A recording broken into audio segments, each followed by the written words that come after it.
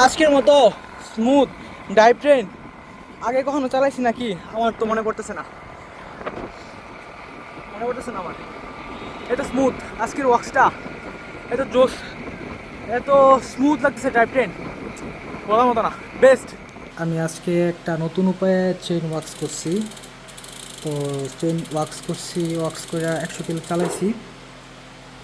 এই 100 কিলো চালানোতে আমি বৃষ্টি পাইছি দুইবার বৃষ্টিতে ভিজছি। দেখেন বাইকের অবস্থা, এই হলো সিচুয়েশন আজকে রাইডের পরের অবস্থা। আর এখন দেখেন চেইন চেইন চেইন চেনের ওয়াক্স কিন্তু দুইবার বিচ্ছে বৃষ্টিতে। তারপরে রাস্তার ময়লাগুলা সব লাগছে চেনের মধ্যে, ঠিক আছে। তারপরেও এখনও ইচ্ছা করলে আরও 100 কিলো চালানো পসিবল। আজকে এত জোস মানে রাইড ফিল ছিল বলার বাহিরে।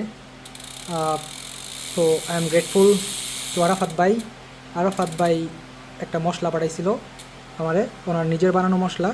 ওই মশলা অ্যাকচুয়ালি সিলিকার যে কালো দেখা যায় সিলিকাতে যা থাকে সেম উপাদানই এটার মধ্যে আছে, যা যা দেওয়া বানানো। তো ওয়াক্সটা জোস। আর আপনার ড্রাই কন্ডিশনে ইজি 300 কিলো অনায়াসে চালানো সম্ভব। আর আমি মনে করি আরও 100 কিলো চালালেও চেন কোনো শব্দ করবো না, ঠিক আছে। এখনও যেই পরিমাণ ওয়াক্স